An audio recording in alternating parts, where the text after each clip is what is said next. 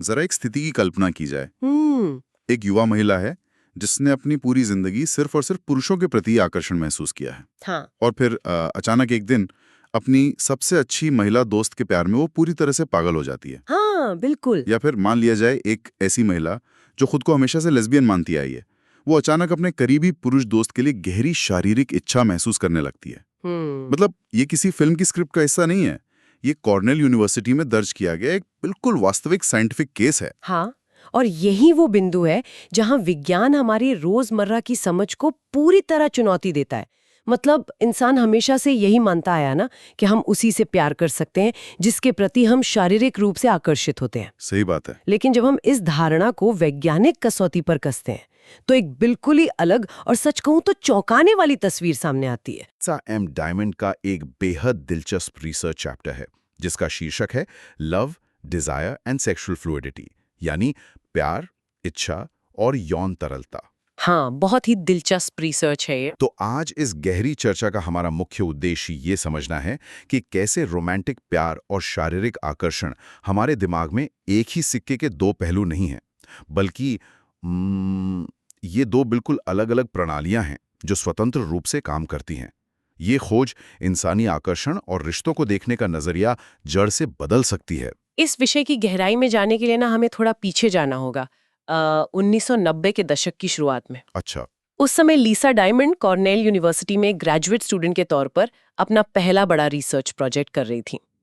उनका उद्देश्य उन युवा महिलाओं का अध्ययन करना था जो समान लिंग के प्रति आकर्षण महसूस करती थी। हाँ। तो उन्होंने 16 से 23 साल की कई महिलाओं के बहुत ही विस्तृत इंटरव्यू लिए और बस यहीं से वो डेटा मिलना शुरू हुआ जिसने पुरानी सभी मनोवैज्ञानिक धारणाओं को हिलाकर रख दिया। तो उस रिसर्च में कोई खास पैटर्न सामने आया था क्या? हाँ, एक बहुत ही स्पष्ट और अजीब पैटर्न उभर कर आया था।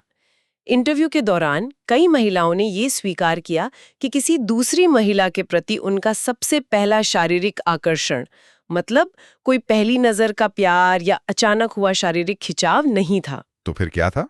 बल्कि ये तब हुआ जब वे पहले से ही उस महिला के साथ एक बहुत ही गहरी, लंबी और भावनात्मक दोस्ती में थीं। अरे वाह! इस पैटर्न को समझने के लिए उस रिसर्च के एक विशिष्ट उदाहरण को देखना जरूरी है।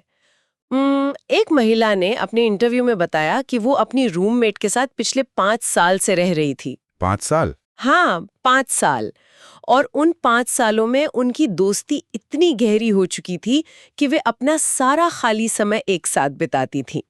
सोफे पर घंटों साथ बैठकर फिल्में देखना, एक दूसरे को प्यार भरे उपनामों से बुलाना, अपनी जिंदगी के सबसे गहरे राज साझा करना। उस महिला के ही शब्दों में ये पूरी तरह से बिना सेक्स के एक रोमांटिक रिश्ते जैसा था। मैं यहाँ थोड़ा उलझन में हूँ। 5 साल की दोस्ती, अगर आकर्षण होना ही था तो पहले साल या दूसरे साल में क्यों नहीं हुआ? यही तो सबसे बड़ा सवाल है। मतलब क्या ऐसा होता है कि किसी मंगलवार की शाम को अचानक दिमाग का कोई स्विच ऑन हो जाता है और एक विशुद्ध दोस्ती अचानक से शारीरिक आकर्षण में बदल जाती है? ये उलझन बहुत स्वाभाविक है, क्योंकि सतह पर ये ऐसा ही लगता है जैसे कोई स्विच ऑन हो गया हो। उस महिला के साथ भी ठीक ऐसा ही हुआ। एक रात जब वे दोनों बातें कर रही थी तो उस महिला के मन में अचानक अपनी ही दोस्त को चूमने की एक बेहद तीव्र और अनियंत्रित इच्छा पैदा हुई। अचानक से? हाँ बिल्कुल, अचानक उसने वो जोखिम उठाया और वो पल एक गहरी शारीरिक और भावनात्मक प्रेम कहानी की शुरुआत बन गया जो अगले 2 साल तक चली। क्या बात है! सबसे दिलचस्प बात ये थी कि शुरुआत में वे दोनों इस बात को लेकर बेहद कंफ्यूज थीं। उन्हें किसी और महिला के प्रति कोई यौन आकर्षण महसूस नहीं हो रहा था, केवल एक दूसरे के प्रति हो रहा था। और ये कोई इकलौता मामला तो नहीं था, क्योंकि रिसर्च में एक ऐसा मामला भी सामने आया जो इससे भी एक कदम आगे था। एक घोषित लेस्बियन महिला को, जिसका रुझान हमेशा से महिलाओं की तरफ था, अचानक अपने सबसे करीबी पुरुष मित्र से शारीरिक आकर्षण हो गया। हाँ, ये केस भी बहुत मशहूर है। जब उससे इस बारे में पूछा गया तो उसका जवाब था कि वो एक अपवाद है, क्योंकि मैं उससे बहुत प्यार करती हूँ। ये तो ऐसा लगता है जैसे भावनाएं किसी बर्तन में भरते भरते इतनी ज्यादा हो गईं कि वे छलक कर एक बिल्कुल नई दिशा में बहने लगी। क्या बात है, बहुत सही उपमा दी है। भावनाओं के इसी छलकने की प्रक्रिया ने शोधकर्ता लीसा डायमंड को भी सोचने पर मजबूर कर दिया। ये स्पष्ट था कि प्यार और यौन रुझान के जो पुराने नियम थे ना, वो यहाँ काम नहीं कर रहे थे। बिल्कुल काम नहीं कर रहे थे। इस रहस्य को सुलझाने के लिए उन्हें यौन विज्ञान के दायरे से बाहर निकलना पड़ा। उन्होंने वयस्क रोमांटिक अटैचमेंट यानी एडल्ट रोमांटिक अटैचमेंट का अध्ययन करने वाले विशेषज्ञों की ओर रुख किया। उन्हें यह समझना था कि इंसानी लगाव की वो कौन सी जैविक प्रक्रिया है जो इतने गहरे बदलाव ला सकती है। तो इस सवाल का जवाब खोजने के लिए हमें उस तरीके को समझना होगा जिससे एक इंसान जन्म के तुरंत बाद दूसरों के साथ जुड़ना सीखता है ना? यहाँ मनोविज्ञान के दो बहुत बड़े नाम सामने आते हैं, डॉक्टर जॉन बॉल्बी और डॉक्टर सिंडी हजान। एकदम सही। बॉल्बी का काम विशेष रूप से नवजात शिशुओं पर था। अच्छा। जॉन बॉल्बी ने ये स्थापित किया कि लगाव या अटैचमेंट महज एक भावना नहीं है, बल्कि ये इंसानों की एक बहुत ही बुनियादी विकासवादी जरूरत है।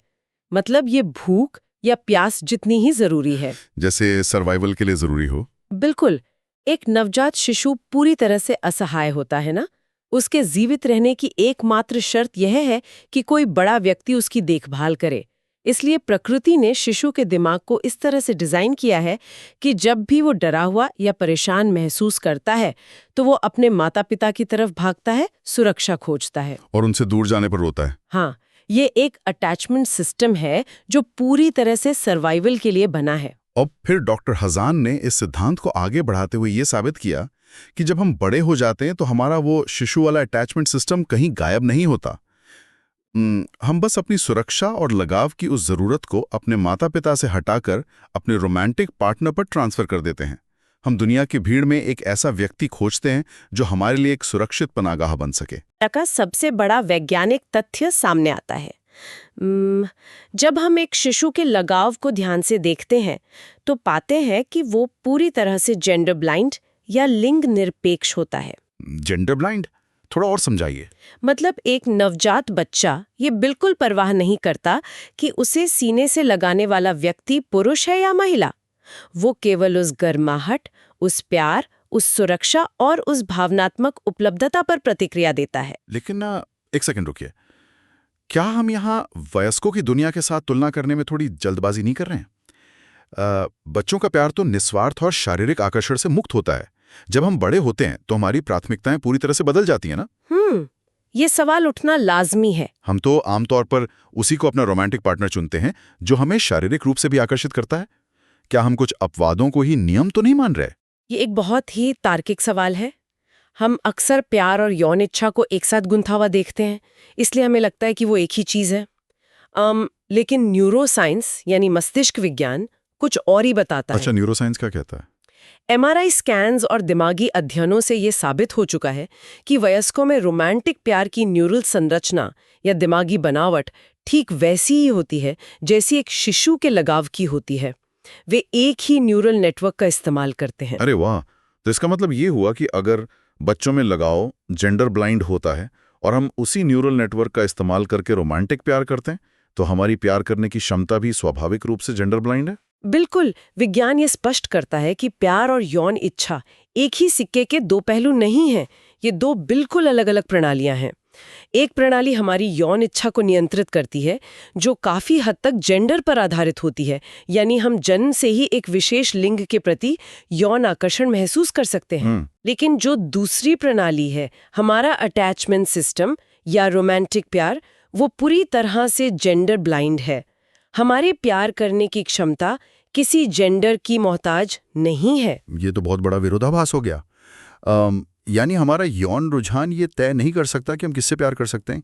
एक हेट्रोसेक्सुअल इंसान भी अपने समान लिंग वाले दोस्त से गहरा रोमांटिक प्यार कर सकता है और एक होमोसेक्सुअल इंसान भी विपरीत लिंग वाले किसी व्यक्ति से गहरा प्यार कर सकता है। हाँ, ये सैद्धांतिक रूप से और व्यवहारिक रूप से दोनों तरह से संभव है। लेकिन रुकिए, अगर ये दो अलग अलग प्रणालियां हैं, जैसे रेलवे की दो अलग अलग पटरियां जो साथ तो चलती हैं लेकिन मिलती नहीं, तो फिर एक पटरी की ट्रेन दूसरी पटरी पर छलांग कैसे लगाती है? बहुत दिलचस्प सवाल है। वो जो कॉर्नेल यूनिवर्सिटी की रूममेट वाला मामला था, वहां तो शुरुआत में सिर्फ एक सुरक्षित दोस्ती थी, फिर वो अचानक से शारीरिक इच्छा में कैसे बदल गई?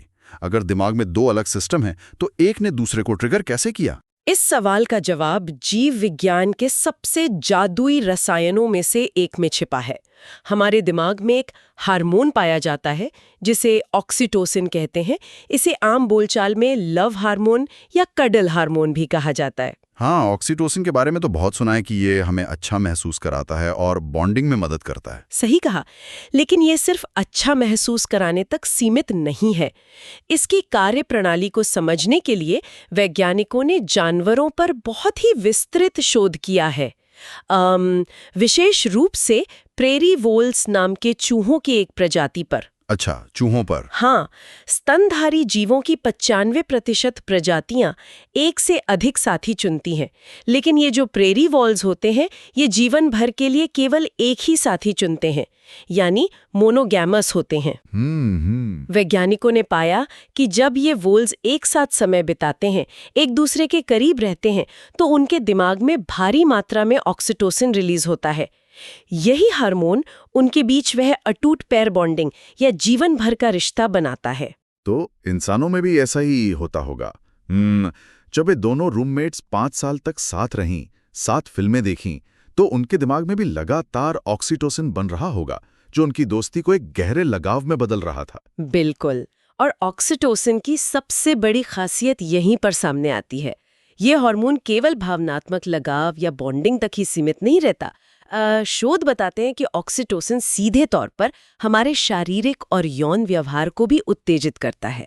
वास्तव में इंसानों में यौन गतिविधियों के चरम के दौरान ऑक्सीटोसिन का स्तर सबसे अधिक पाया जाता है। रुको, तो क्या ये हो रहा था कि वो ऑक्सीटोसिन जो इतने सालों से सिर्फ एक सुरक्षित दोस्ती और लगातार साथ रहने के कारण पैदा हो रहा था, उसी ने धीरे धीरे दिमाग के सिस्टम को हाईजैक कर लिया और एक बिल्कुल नई यौन इच्छा को जन्म दे दिया? हाँ, कुछ ऐसा ही। ये तो दिमाग के अपने ही नियमों को तोड़ने जैसा है। एक सिस्टम ने रसायन के जरिए दूसरे सिस्टम को चालू कर दिया। इच्छाओं के सर्किट को ट्रिगर कर सकता है। मतलब ये मुमकिन है? हाँ, यानी ये बिल्कुल संभव है कि प्यार हमारे दिमाग के रसायनों को इस तरह बदल दे कि शारीरिक आकर्षण अपने आप पैदा हो जाए, भले ही उस व्यक्ति का जेंडर हमारे सामान्य यौन रुझान से मेल ना खाता हो। ये जानकारी तो इतिहास के कई पन्नों को एक नए नजरिए से देखने पर मजबूर कर देती है। अगर हम पुराने दौर की बात करें तो समाज में अक्सर ऐसी गहरी दोस्तियों का जिक्र मिलता था जिन्हें समझना मुश्किल होता था। ऐतिहासिक और सांस्कृतिक दृष्टिकोण से इसके अनगिनत प्रमाण मौजूद हैं। उदाहरण के लिए 19वीं शताब्दी के अंत में अमेरिका के न्यू इंग्लैंड इलाके में बॉस्टन मैरिज का चलन था। बॉस्टन मैरिज, ये क्या था? ये एक ऐसा शब्द था जिसका इस्तेमाल उन 2 महिलाओं के लिए किया जाता था जो आर्थिक रूप से स्वतंत्र थीं और जीवन भर के लिए एक ही घर में रहने का फैसला करती थीं। वे अपना जीवन बिल्कुल एक विवाहित जोड़े की तरह बिताती थीं। समाज भी उनके इस रिश्ते को स्वीकार करता था। अच्छा, तो क्या ये रोमांटिक रिश्ते थे? इतिहासकार हमेशा इस बहस में उलझे रहे कि क्या ये रिश्ते गुप्त रूप से यौन थे, लेकिन आधुनिक शोध बताते हैं कि ये जरूरी नहीं है। इनमें से कई रिश्तों में शायद कभी यौन संबंध नहीं रहे होंगे, फिर भी उनके बीच का रोमांटिक प्यार और प्रतिबद्धता किसी भी प्रेमी जोड़े जितनी ही मजबूत और वास्तविक थी। और ऐसा सिर्फ पश्चिमी देशों या महिलाओं तक सीमित नहीं था, है ना? स्रोत में कुछ अन्य संस्कृतियों का भी जिक्र है। बिल्कुल।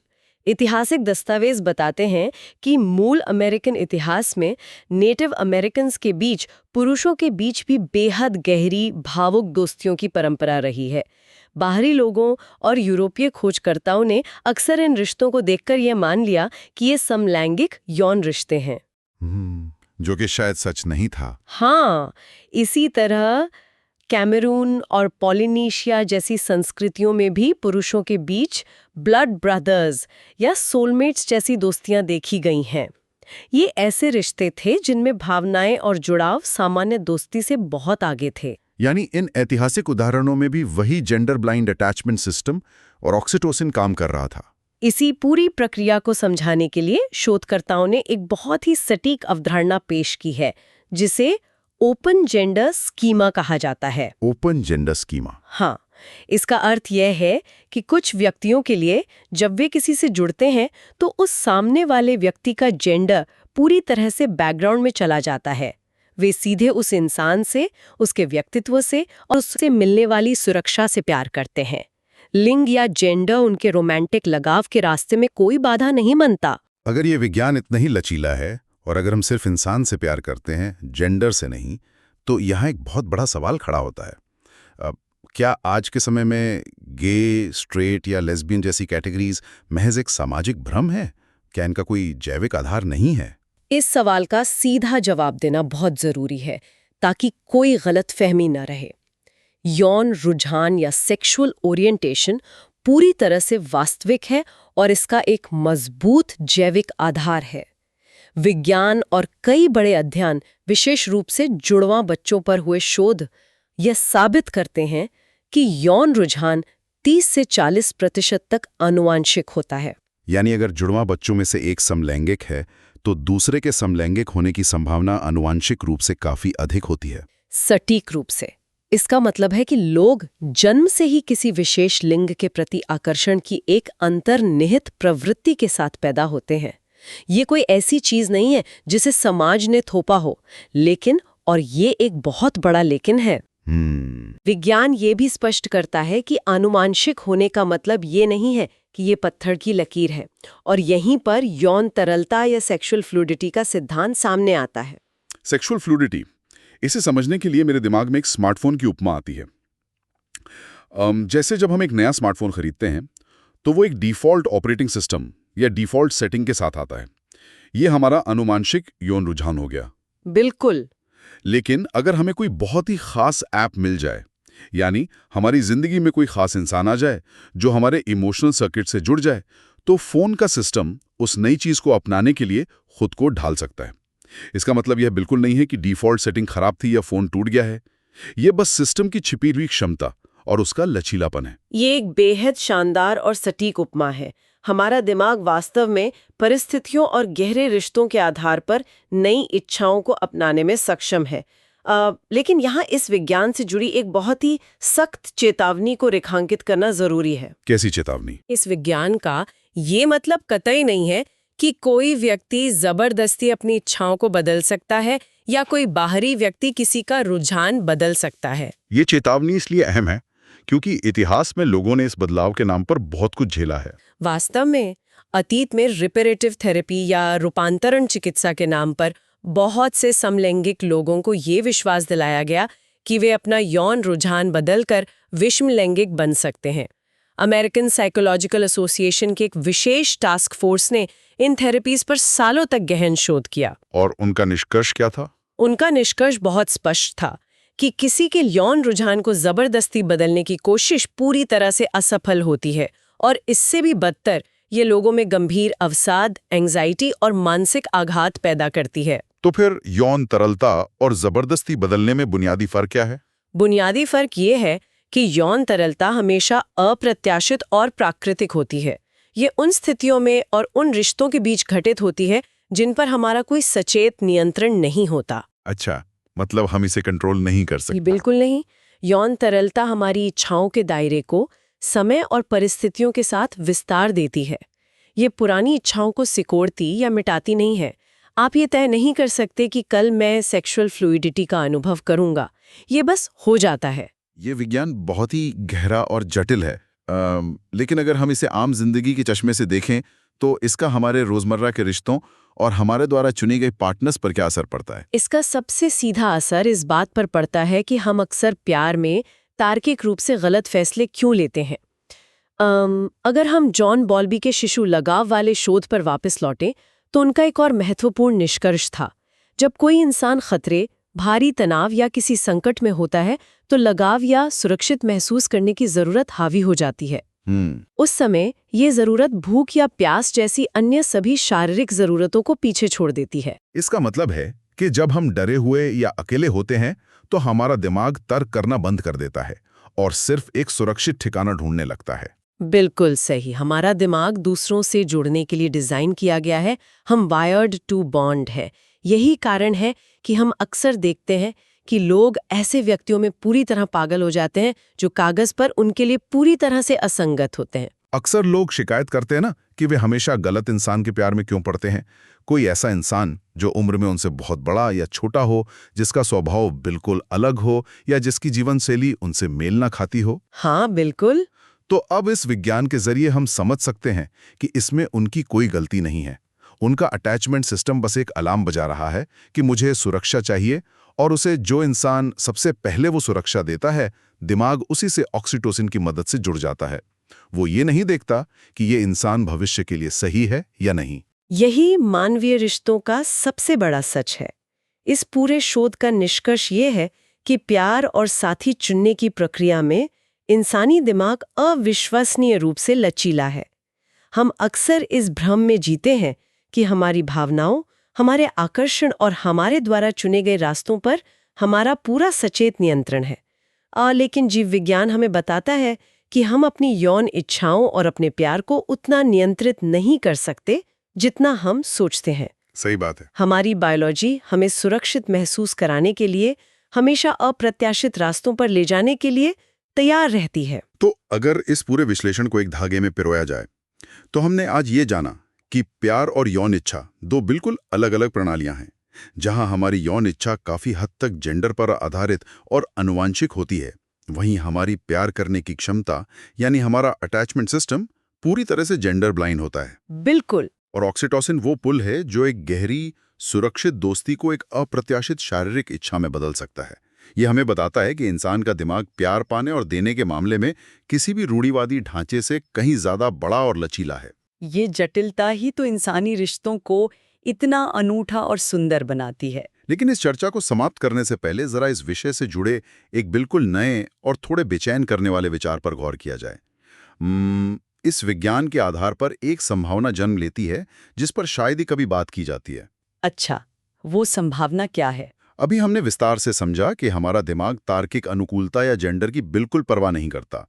वो केवल सुरक्षित लगाव, भावनात्मक उपलब्धता और ऑक्सीटोसिन के रिलीज होने पर प्रतिक्रिया करता है। सही है। अगर प्यार की बुनियाद वास्तव में सिर्फ यही है, तो जरा सोचिए, क्या भविष्य में ऐसा हो सकता है कि कोई इंसान किसी उन्नत कृत्रिम बुद्धिमत्ता या आर्टिफिशियल इंटेलिजेंस या वर्चुअल रियलिटी के साथ बिल्कुल वैसा ही वास्तविक, जैविक और गहरा रोमांटिक लगाव महसूस करने लगे? ये एक बहुत ही सशक्त सवाल है। अगर भविष्य में कोई एआई प्रणाली इस तरह से डिजाइन की जाती है कि वो एक इंसान को बिना शर्त सुरक्षा, लगातार ध्यान और गहरी समझ दे सके, जो कि इंसानी अटैचमेंट सिस्टम की प्राथमिक जरूरतें हैं, तो इस बात की पूरी संभावना है कि इंसान का दिमाग उसे एक सुरक्षित पनाहगाह मान ले। और अगर दिमाग ने उसे सुरक्षित मान लिया, तो ऑक्सीटोसिन रिलीज होगा।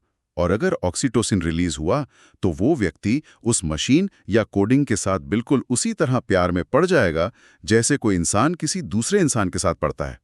ये तो बहुत ही चौंकाने वाला विचार है ना? क्या भविष्य की तकनीक हमारे दिमाग के इस ऑक्सीटोसिन सिस्टम को पूरी तरह से हैक कर सकती है? प्यार और आकर्षण की ये पहेली जो आज हमें इंसानों के बीच ही इतनी उलझी हुई लग रही है, कल तकनीक के आ जाने पर शायद और भी ज्यादा गहरी और अकल्पनीय होने वाली है। सोचने के लिए ये एक बहुत बड़ा विचार है। और इसी विचार के साथ हम आज के इस गहन विश्लेषण को यहीं विराम देते हैं। खुद से सवाल पूछते रहिए और सीखते रहिए।